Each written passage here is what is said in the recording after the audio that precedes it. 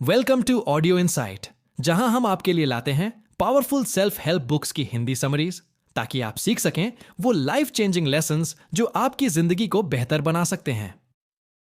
आज की किताब है डैरियस फोरू की फोकस ऑन व्हाट मैटर्स, जो हमें सिखाती है कि कैसे हम डिस्ट्रैक्शन से बचकर अपनी एनर्जी और अटेंशन सिर्फ उन चीजों पर लगाएं जो हमारी जिंदगी में सच में मायने रखती हैं। यह किताब प्रोडक्टिविटी बढ़ाने, स्ट्रेस कम करने और एक फोकस्ड लाइफ जीने के प्रैक्टिकल तरीकों को आसान भाषा में समझाती है। तो अगर आप अपनी जिंदगी को ज्यादा मीनिंगफुल बनाना चाहते हैं तो ये वीडियो आपके लिए है। चलिए शुरू करते हैं। चैप्टर 1, फोकस की शक्ति। आज के समय में सबसे बड़ी चुनौती है हमारा ध्यान भटकना। हर पल कोई ना कोई चीज हमें डिस्ट्रैक्ट करने की कोशिश कर रही होती है। कभी फोन की नोटिफिकेशंस, कभी सोशल मीडिया, कभी बेवजह के काम। इन सब ने हमारी अटेंशन स्पैन को बहुत कम कर दिया है। डैरियस फोरू इस चैप्टर में यही बताते हैं कि आज के दौर में अगर किसी के पास सबसे बड़ी ताकत है तो वो है फोकस करने की क्षमता। उनका मानना है कि जिस इंसान को यह स्किल आ गई कि कौन सी चीज जरूरी है और किसे नजरअंदाज करना है, वही इंसान अपनी लाइफ में असली प्रोग्रेस करता है। फोकस सिर्फ ध्यान लगाने का नाम नहीं है, ये एक सोच है, एक माइंडसेट है। इसका मतलब होता है अपने टाइम और एनर्जी को उन चीजों पर लगाना जो सच में आपके गोल से जुड़ी हों। कई बार हम खुद को बहुत बिजी फील करते हैं, लेकिन जब दिन खत्म होता है तो रियलाइज होता है कि हमने कुछ भी इंपॉर्टेंट अचीव नहीं किया। ऐसा इसलिए होता है क्योंकि हम फोकस नहीं करते, हम बस रिस्पॉन्ड करते रहते हैं, हर कॉल, हर मैसेज, हर टास्क को टैकल करते हुए। जबकि जरूरी यह है कि हम प्रोएक्टिव बने, यानी पहले से डिसाइड करें कि आज हमें क्या करना है और क्या नहीं। लेखक कहते हैं कि फोकस कोई मैजिक नहीं है, ये एक डेली प्रैक्टिस है। हमें रोज तय करना होगा कि हमारी प्रायोरिटीज क्या हैं। छोटे छोटे डिसीजंस, जैसे सुबह उठकर सबसे पहले फोन देखना या 1 घंटे बिना किसी नोटिफिकेशन के काम करना, ये तय करते हैं कि हम अपने गोल्स के कितने करीब पहुंचेंगे। डैरियस बताते हैं कि जिन लोगों ने बड़ी सफलताएं हासिल की हैं, उनका सबसे कॉमन ट्रेट यही रहा है। उन्होंने अपने सबसे जरूरी काम को बिना किसी डिस्ट्रैक्शन के पूरा किया। उन्होंने सीखा कि नो कहना जरूरी होता है लोगों को, इवेंट्स को और उन चीजों को जो हमारी ग्रोथ में मदद नहीं करती। इस चैप्टर का सार यही है, अगर आप चाहते हैं कि आपकी लाइफ में क्लैरिटी हो, सेटिस्फैक्शन हो और असली सफलता मिले, तो सबसे पहले फोकस करना सीखिए। क्योंकि जब हमारा ध्यान एक दिशा में होता है, तभी हम अपनी पूरी ताकत के साथ आगे बढ़ पाते हैं। जहां फोकस होता है, वहीं असली ग्रोथ होती है। चैप्टर 2, गैर जरूरी चीजों को हटाओ। हमारी जिंदगी में बहुत सी ऐसी चीजें होती हैं जो दिखने में जरूरी लगती हैं, लेकिन असल में वो हमारी ग्रोथ को रोक रही होती हैं।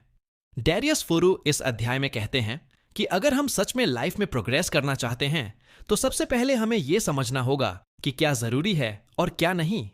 जब तक हम हर उस चीज को हटाते नहीं जो हमारे समय, एनर्जी और अटेंशन को खा रही है, तब तक हम अपने गोल्स पर सही तरीके से काम नहीं कर सकते। ऑथर समझाते हैं कि ज्यादा काम करना हमेशा बेहतर नहीं होता। कई बार हम अपने दिन को पूरी तरह भर लेते हैं, meetings, emails, calls, social media, छोटी मोटी टास्क्स, लेकिन उनमें से ज्यादातर चीजें सिर्फ बिजी रखने वाली होती हैं, प्रोडक्टिव नहीं। इसलिए जरूरी है कि हम अपनी लाइफ का एक ऑडिट करें, देखें कि कौन से काम सच में जरूरी हैं और कौन से सिर्फ नॉइज क्रिएट कर रहे हैं। गैर जरूरी चीजों को हटाने का मतलब है क्लियर सोचना और प्रायोरिटीज तय करना। इसका मतलब यह नहीं कि आप हर चीज को छोड़ दें, बल्कि इसका मतलब है कि आप कॉन्शियसली डिसाइड करें कि आपको किस में अपना टाइम और एनर्जी लगाना है। चाहे वो टॉक्सिक रिलेशनशिप्स हों, टाइम वेस्टिंग हैबिट्स हों, या वो काम जो आप सिर्फ दूसरों को इंप्रेस करने के लिए कर रहे हैं। अगर वो आपकी ग्रोथ में मदद नहीं कर रहे तो उन्हें छोड़ देना ही समझदारी है। डैरियस एक सिंपल प्रिंसिपल की बात करते हैं, सब्ट्रैक्शन लीड्स टू क्लैरिटी। यानी जब हम चीजें हटाना शुरू करते हैं तो हमारी सोच ज्यादा साफ होती है, हमारी डायरेक्शन ज्यादा क्लियर होती है। हम कम काम करते हैं, लेकिन वही काम डीपली करते हैं जिसका असर ज्यादा होता है। इस अध्याय का पावरफुल मैसेज यही है, अगर आप जिंदगी में सच में फोकस और फ्रीडम चाहते हैं तो जरूरी है कि आप गैर जरूरी चीजों को हटाना सीखें, क्योंकि जितना हल्का आप महसूस करेंगे उतनी ही तेजी से आप आगे बढ़ पाएंगे। तीसरा अध्याय, स्पष्टता से आत्मविश्वास आता है। हम में से बहुत से लोग अंदर से कैपेबल होते हुए भी लाइफ में पीछे रह जाते हैं, सिर्फ इसलिए क्योंकि उन्हें यह नहीं पता होता कि उन्हें असल में करना क्या है। जब सोच साफ नहीं होती तो आत्मविश्वास खुद ब खुद डगमगाने लगता है। हम खुद से ही सवाल पूछने लगते हैं, क्या मैं सही रास्ते पर हूं? क्या यह काम मेरे लिए है? अगर मैं फेल हो गया तो क्या होगा? और ये सारे सवाल हमें एक्शन लेने से रोकते हैं। डेरियस फोरू इस अध्याय में बड़ी ही सीधी लेकिन पावरफुल बात करते हैं। जब तक आपके अंदर क्लैरिटी नहीं होगी तब तक आप सच्चा कॉन्फिडेंस महसूस नहीं कर सकते। क्लैरिटी यानी सोच में पारदर्शिता, यह जानना कि आप कौन हैं, आपको क्या चाहिए और आप कहां जाना चाहते हैं। जब ये तीनों बातें इंसान को साफ साफ समझ आ जाती हैं तो फिर कोई भी सिचुएशन उसके आत्मविश्वास को हिला नहीं सकती। ऐसा इंसान डरता नहीं, कंपैरिजन में नहीं फंसता और न ही अप्रूवल की तलाश में भटकता है। उसे पता होता है कि उसका रास्ता क्या है। डेरियस बताते हैं कि क्लैरिटी कोई एक दिन में नहीं आती, ये एक प्रोसेस है। सेल्फ अवेयरनेस से शुरू होकर सेल्फ अलाइनमेंट तक जाती है। जब आप रोज खुद से सवाल करते हैं, जैसे मुझे सबसे ज्यादा क्या मोटिवेट करता है, मुझे किस काम में सबसे ज्यादा सेटिस्फैक्शन मिलता है, मैं क्यों ये करियर, ये रिलेशनशिप, ये लाइफस्टाइल चूज कर रहा हूं, तब आप धीरे धीरे अपने अंदर झांकना शुरू करते हैं। और जब ये सवाल आपकी हैबिट बन जाते हैं तो आप सुपरफिशियल चीजों से हटकर अपनी कोर आइडेंटिटी तक पहुंचते हैं। वहीं से क्लैरिटी जन्म लेती है। आज के दौर में जहां इंफॉर्मेशन ओवरलोड है, ऑप्शंस की भरमार है और हर कोई सोशल मीडिया पर अपनी परफेक्ट लाइफ दिखा रहा है, क्लैरिटी लाना और भी जरूरी हो गया है। क्योंकि जब आप क्लियर नहीं होते तो आप दूसरों की एक्सपेक्टेशंस के हिसाब से डिसीजंस लेने लगते हैं। आप किसी और के सपने पूरे करने में लग जाते हैं और फिर हर छोटी फेलियर से आपका कॉन्फिडेंस टूटने लगता है। लेखक कहते हैं कि कॉन्फिडेंट बनना है तो पहले यह समझो कि आपके लिए सक्सेस का मतलब क्या है। क्योंकि जब तक आप अपनी डेफिनेशन ऑफ सक्सेस तय नहीं करते तब तक आप दूसरों की डेफिनेशन के पीछे भागते रहेंगे। और जब आप क्लैरिटी से ऑपरेट करते हैं, चाहे वो छोटा सा डिसीजन हो या बड़ा लाइफ चॉइस, तो आप ग्राउंडेड रहते हैं। आप इंपल्सिव नहीं होते बल्कि समझदारी से पर्पस के साथ कदम बढ़ाते हैं। क्लैरिटी आपको एक डायरेक्शन देती है और डायरेक्शन के साथ चलना हमेशा ज्यादा एम्पावरिंग होता है बनिस्बत कंफ्यूजन के साथ भागने के। इससे फर्क नहीं पड़ता कि रास्ता लंबा है या मुश्किल। अगर आपको पता है कि आप क्यों चल रहे हैं तो आपका कॉन्फिडेंस बना रहता है। फिर लोग क्या कह रहे हैं, क्या ट्रेंडिंग है, क्या आसान है, यह सब इर्रेलेवेंट हो जाता है। इस अध्याय का सबसे ताकतवर संदेश यही है, आत्मविश्वास अंदर से आता है और उसका आधार है स्पष्टता। जब आपकी सोच साफ होती है, जब आपके इरादे मजबूत होते हैं और जब आप अपने क्यों को समझते हैं, तभी आप दुनिया का सामना आत्मविश्वास के साथ कर सकते हैं। इसलिए अगर आप चाहते हैं कि आपकी लाइफ में सेल्फ डाउट की जगह सेल्फ बिलीफ हो, तो सबसे पहले क्लैरिटी पर काम करना शुरू करें। यही क्लैरिटी आगे चलकर आपकी सबसे बड़ी ताकत बनेगी।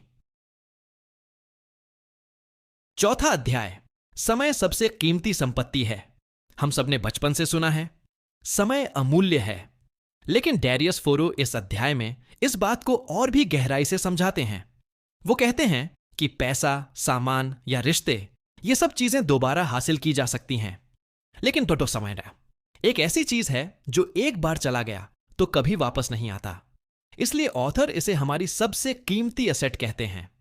आज के दौर में हम अक्सर अपनी एनर्जी और अटेंशन ऐसे कामों में लगा देते हैं जो असल में हमारी जिंदगी में कोई वैल्यू नहीं जोड़ते, जैसे घंटों तक सोशल मीडिया स्क्रॉल करना, बेवजह की गॉसिप में उलझना या ऐसे लोगों के साथ समय बिताना जो सिर्फ हमारा टाइम कंज्यूम करते हैं, कंट्रीब्यूट नहीं करते। डेरियस कहते हैं कि ये सब चीजें धीरे धीरे हमारी लाइफ को अंदर से खाली करती जाती है। हम बिजी तो रहते हैं लेकिन फुलफिल्ड नहीं महसूस करते। समय को कीमती एसेट समझने का मतलब है कि आप हर मिनट को इन्वेस्टमेंट की तरह देखें। जैसे आप पैसे खर्च करने से पहले सोचते हैं कि उसका रिटर्न क्या होगा, वैसे ही हर मोमेंट खर्च करने से पहले सोचना चाहिए कि इससे मुझे क्या मिलने वाला है। क्या मैं किसी मीनिंगफुल काम में लगा हूं? क्या ये मुझे मेरे गोल के करीब ले जा रहा है? क्या ये इंटरेक्शन, ये हैबिट, ये डिसीजन मेरी ग्रोथ में मदद कर रहा है?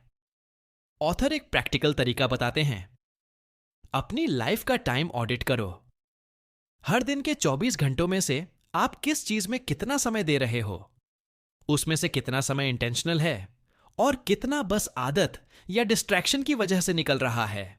जब आप ये कॉन्शियसली देखना शुरू करते हैं तो आपको अपने समय की वैल्यू समझ में आने लगती है। लेखक ये भी कहते हैं कि प्रोडक्टिव बनने का मतलब हर वक्त बिजी रहना नहीं है, बल्कि वो चीजें करना है जो सच में इंपॉर्टेंट हैं। इसलिए कभी कभी आराम करना, फैमिली के साथ क्वालिटी टाइम बिताना या अकेले बैठकर सोचने का समय निकालना भी उतना ही वैल्यूबल है, बशर्ते आप उसे इंटेंशनली करें, न कि भागते हुए। समय को सही तरीके से यूज करने के लिए 2 चीजें जरूरी हैं, अवेयरनेस और डिसिप्लिन। अवेयरनेस ये जानने की कि कौन सा काम सच में जरूरी है, और डिसिप्लिन उस पर कंसिस्टेंटली काम करने की। अगर आप हर दिन थोड़े थोड़े समय को वाइजली यूज करें तो लंबे समय में मैसिव रिजल्ट्स मिलते हैं। इस अध्याय का कोर मैसेज है, समय को हल्के में मत लो। उसे उतनी ही सीरियसनेस से ट्रीट करो जितना आप अपनी सबसे बड़ी इन्वेस्टमेंट को ट्रीट करते हो, क्योंकि अल्टीमेटली आपकी पूरी जिंदगी उन्हीं डिसीजंस का रिजल्ट है जो आप हर दिन अपने समय के साथ करते हैं। अगर आप चाहते हैं कि आपकी लाइफ मीनिंगफुल और पर्पसफुल हो तो सबसे पहले यह समझिए कि आपका टाइम सबसे बड़ी करेंसी है।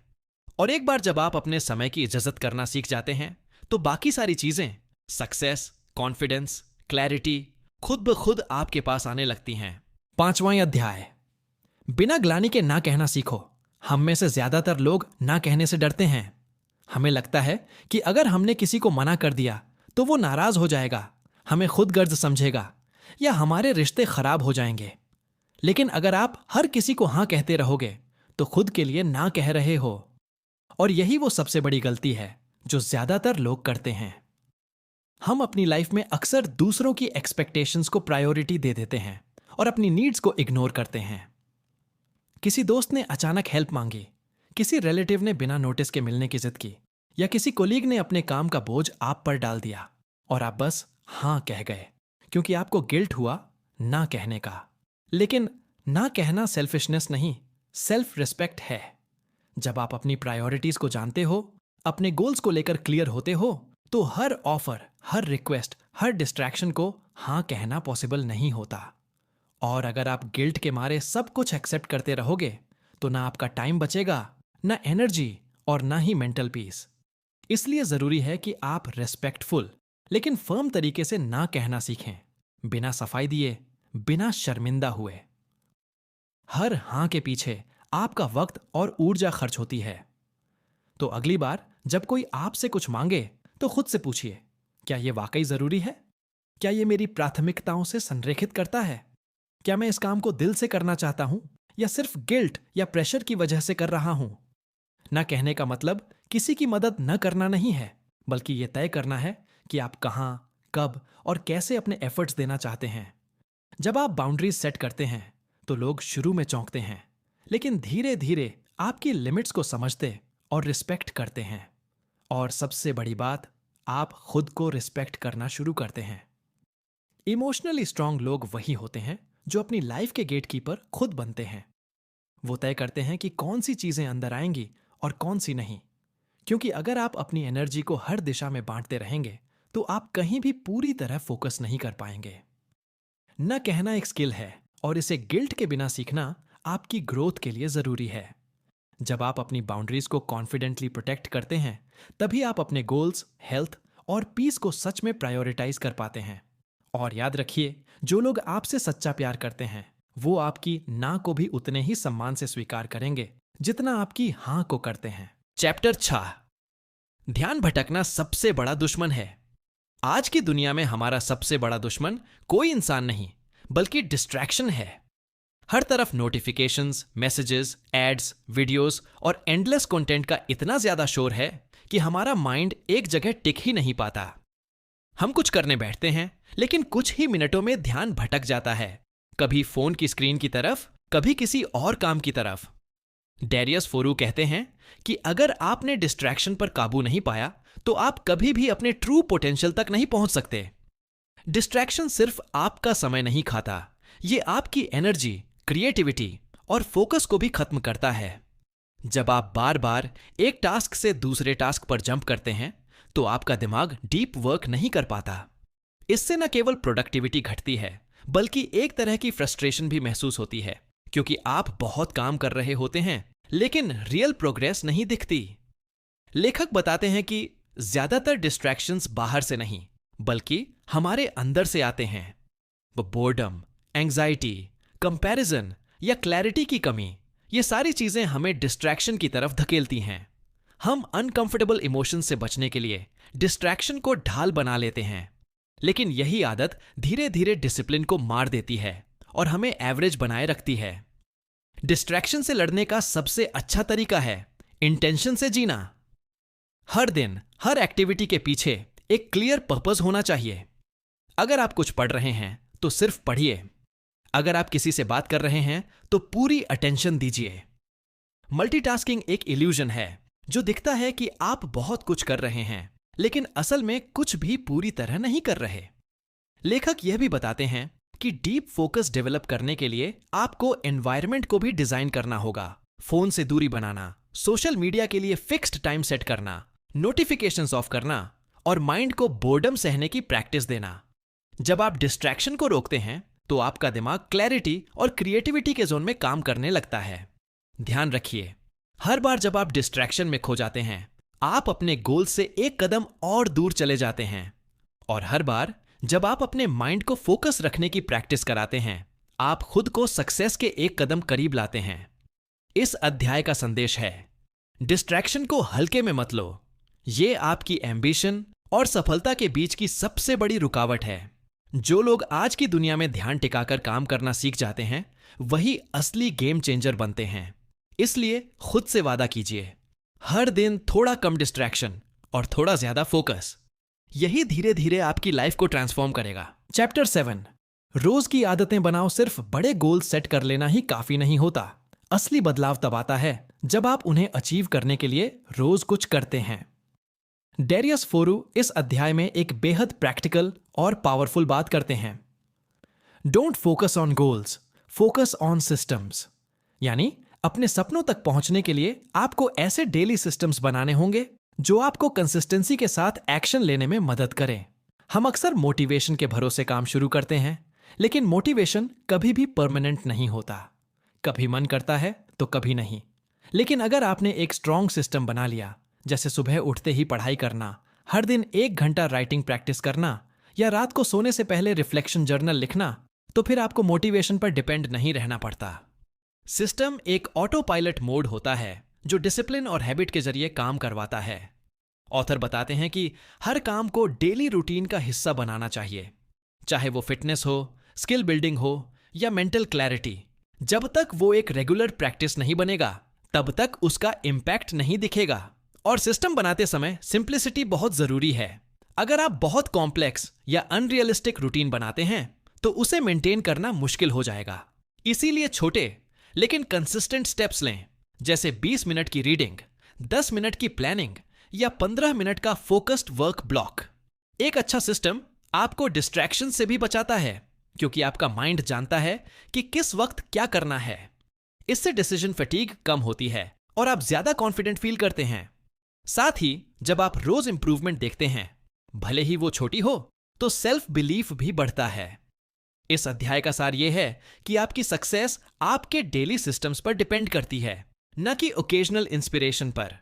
बड़े ड्रीम्स तभी रियलिटी बनते हैं जब उनके पीछे छोटे लेकिन मजबूत रूटीन्स होते हैं।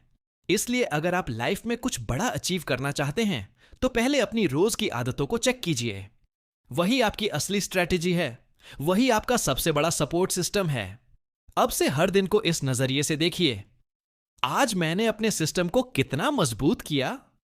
जब यह सवाल आपका डेली मंत्रा बन जाएगा तब बदलाव भी खुद ब खुद नजर आने लगेगा। चैप्टर 8, इरादे के साथ काम करो। कई बार हम पूरे दिन काम तो करते हैं, लेकिन दिन के अंत में यह महसूस होता है कि कुछ खास हासिल नहीं हुआ। इसकी सबसे बड़ी वजह है काम करते वक्त हमारा इरादा साफ नहीं होता। डैरियस फोरू कहते हैं कि काम की क्वांटिटी से ज्यादा जरूरी है उसकी क्वालिटी, और क्वालिटी तभी आती है जब आप हर काम इरादे के साथ करते हो। इरादे के साथ काम करने का मतलब है कि आप हर टास्क को कॉन्शियसली चुनते हो, ये जानते हुए कि उसका मकसद क्या है और वो आपके बिगर गोल में कैसे कंट्रीब्यूट करता है। जब आप बिना सोच समझे सिर्फ बिजी बने रहते हो तो आपकी एनर्जी बिखर जाती है। लेकिन जब आप इंटेंशनल होते हो तो हर एक्शन का एक पर्पस होता है, एक डायरेक्शन होती है। इससे न सिर्फ प्रोडक्टिविटी बढ़ती है बल्कि सेटिस्फैक्शन भी आता है। ऑथर बताते हैं कि बहुत से लोग मैकेनिकल तरीके से काम करते हैं। सुबह उठे, काम पर गए, मीटिंग्स की, मेल्स का जवाब दिया और फिर थक कर सो गए। लेकिन अगर आप हर काम से पहले खुद से यह सवाल पूछें, मैं ये क्यों कर रहा हूं, तो आपकी अप्रोच ही बदल जाएगी।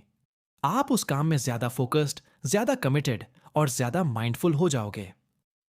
इरादे से काम करने का एक फायदा यह भी है कि आप डिस्ट्रैक्शन से नेचुरली दूर हो जाते हैं, क्योंकि जब आपको पता होता है कि आप क्या कर रहे हो और क्यों कर रहे हो तो आपकी अटेंशन इधर उधर भटकती नहीं। ये मेंटल क्लैरिटी आपको बेटर डिसीजंस लेने में मदद करती है। इसका दूसरा पहलू यह भी है कि आप हर काम को अपने वैल्यूज से जोड़कर करते हो, यानी आप सिर्फ रिजल्ट के पीछे नहीं भागते बल्कि उस प्रोसेस को भी एंजॉय करते हो, क्योंकि उसमें आपकी पहचान, आपका बिलीफ और आपका पैशन जुड़ा होता है। ऐसे काम में थकान नहीं होती बल्कि एक गहरी संतुष्टि मिलती है। इस अध्याय का संदेश सीधा और ताकतवर है। हर दिन कुछ भी करने से पहले ठहरिए, सोचिए और फिर इरादे के साथ काम शुरू कीजिए। जब आप माइंडलेसली नहीं बल्कि माइंडफुली काम करते हो तब आपकी प्रोडक्टिविटी भी बढ़ती है और आपकी लाइफ भी पर्पस से भर जाती है। इरादे वाला काम ही मीनिंगफुल और इम्पैक्टफुल रिजल्ट्स देता है। चैप्टर 9, जो दिमाग में जाता है उसे नियंत्रित करो। हमारी सोच, हमारा नजरिया और हमारे डिसीजंस, ये सब उस इंफॉर्मेशन पर डिपेंड करते हैं जो हम हर दिन कंज्यूम करते हैं। डैरियस फोरू इस अध्याय में कहते हैं कि जैसे हमारी बॉडी हमारी डाइट पर डिपेंड करती है, वैसे ही हमारा माइंड उस इनपुट पर डिपेंड करता है जो हम दिन भर अंदर लेते हैं, चाहे वो न्यूज़ हो, सोशल मीडिया, कॉन्वर्सेशंस या बुक्स। अगर आप लो क्वालिटी इनपुट लेंगे तो आउटपुट भी वैसा ही होगा, कमजोर, उलझा हुआ और बिना डायरेक्शन का। आज की दुनिया में सबसे बड़ी चैलेंज है इंफॉर्मेशन ओवरलोड। हम हर समय कुछ ना कुछ देख रहे हैं, पढ़ रहे हैं, सुन रहे हैं, लेकिन जरूरी नहीं कि वो सब हमारे लिए फायदेमंद हो। ऑथर कहते हैं कि हमें अपने माइंड को जंक कंटेंट से बचाना होगा। सेंसेशनल न्यूज़, नेगेटिविटी फैलाने वाले लोग, कंपैरिजन पैदा करने वाले सोशल मीडिया फीड्स, ये सब आपके मेंटल स्पेस को क्वाइटली डैमेज करते हैं। डैरियस एक सिंपल प्रिंसिपल बताते हैं, guard your mind like you guard your money. जिस तरह आप हर किसी को अपने पैसे तक एक्सेस नहीं देते, वैसे ही हर इंफॉर्मेशन को अपने दिमाग में एंट्री मत दीजिए। हर चीज के बारे में जानना जरूरी नहीं है, लेकिन सही चीजों के बारे में जानना बहुत जरूरी है। पॉजिटिव, मीनिंगफुल और ग्रोथ ओरिएंटेड कंटेंट को प्रायोरिटी दीजिए।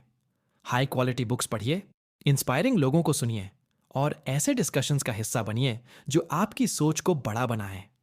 साथ ही कभी कभी अपने माइंड को साइलेंस भी दीजिए ताकि वो प्रोसेस कर सके, क्लैरिटी ला सके। ऑथर ये भी समझाते हैं कि कंट्रोल्ड इनपुट से ना सिर्फ आपका फोकस बेहतर होता है बल्कि आपका कॉन्फिडेंस भी बढ़ता है। जब आप सही नॉलेज लेते हैं तो आपके पास बेटर चॉइसेस होती हैं और आप रिएक्टिव नहीं बल्कि थॉटफुल डिसीजंस लेने लगते हैं। इस अध्याय का पावरफुल मैसेज है, be the gatekeeper of your mind.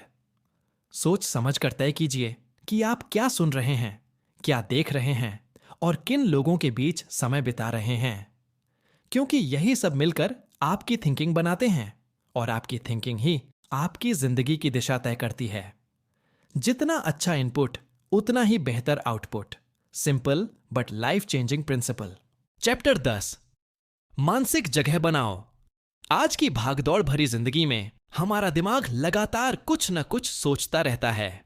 हर पल notifications, messages, emails, social media और हजारों छोटी बड़ी चिंताएं हमारे माइंड पर कब्जा किए रहती हैं।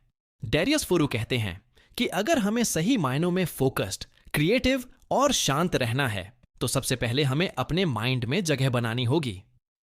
मानसिक जगह यानी ऐसा साफ और खाली स्पेस जहां आपके विचार बिना टकराव के बह सकें, जहां आप क्लियरली सोच सकें और जहां से कोई भी नया आइडिया या सही निर्णय निकल सके। जब हमारा दिमाग बार बार फालतू की सोच, रिग्रेट्स या फ्यूचर की चिंता में उलझा रहता है, तब हम न किसी काम में मन लगा पाते हैं और न ही अंदर से संतुलित महसूस करते हैं। लेखक बताते हैं कि अपने दिमाग को हल्का करने के लिए सबसे पहले जरूरी है कि हम अवेयरनेस बढ़ाएं। ये पहचानें कि कौन सी सोच काम की है और कौन सी बस एनर्जी खा रही है। जर्नलिंग एक पावरफुल तरीका है जिसमें आप अपनी उलझनों और भावनाओं को कागज पर उतारकर दिमाग से बाहर निकाल सकते हैं। मेडिटेशन और डीप ब्रीदिंग से भी माइंड को पॉज देना संभव होता है, जिससे विचारों की भीड़ थोड़ी शांत होती है। इसके अलावा हमारा फिजिकल एनवायरनमेंट भी हमारे मेंटल स्पेस को प्रभावित करता है। अगर आपके आसपास चीजें बिखरी हुई हैं, तो आपका मन भी रेस्टलेस रहेगा। इसलिए अपने कमरे, वर्क डेस्क या फोन स्क्रीन को क्लटर फ्री रखना छोटे कदम होते हैं जो बड़े बदलाव लाते हैं। साथ ही डिजिटल क्लटर भी बहुत बड़ी प्रॉब्लम है। हर ऐप, हर अलर्ट आपकी अटेंशन चुरा लेता है। इसलिए डे में कुछ समय बिना स्क्रीन के बिताना, अननेसेसरी ऐप्स डिलीट करना और सोशल मीडिया यूज को लिमिट करना आपके दिमाग को सांस लेने की जगह देता है। जब आप खुद को जरूरी और फालतू के बीच फर्क करना सिखा देते हैं, तब आप जान पाते हैं कि किस पर ध्यान देना है और किसे छोड़ना है। यही क्लैरिटी आपको स्ट्रेस से बाहर निकालती है और एक नई सोच की शुरुआत करती है। मानसिक जगह होना कोई लग्जरी नहीं, बल्कि एक जरूरी फाउंडेशन है प्रोडक्टिव और पर्पसफुल लाइफ के लिए। जब माइंड साफ होता है तो काम आसान लगते हैं, रिश्ते बेहतर होते हैं और आप खुद को ज्यादा मजबूत महसूस करते हैं। इसलिए हर दिन थोड़ा वक्त अपने माइंड को खाली करने के लिए निकालिए, क्योंकि एक साफ दिमाग ही एक सफल और संतुलित जीवन की शुरुआत है। अगर आपको यह समरी पसंद आई हो तो वीडियो को लाइक जरूर करें और कमेंट्स में बताएं कि आपको किताब का कौन सा पॉइंट सबसे ज्यादा वैल्यूएबल लगा। ऐसे ही सेल्फ हेल्प और पर्सनल ग्रोथ से जुड़ी पावरफुल बुक समरीज के लिए चैनल को सब्सक्राइब करें और बेल आइकॉन दबाएं ताकि अगली वीडियो की नोटिफिकेशन आपको सबसे पहले मिले। मिलते हैं अगली वीडियो में एक नई किताब और नई सीख के साथ।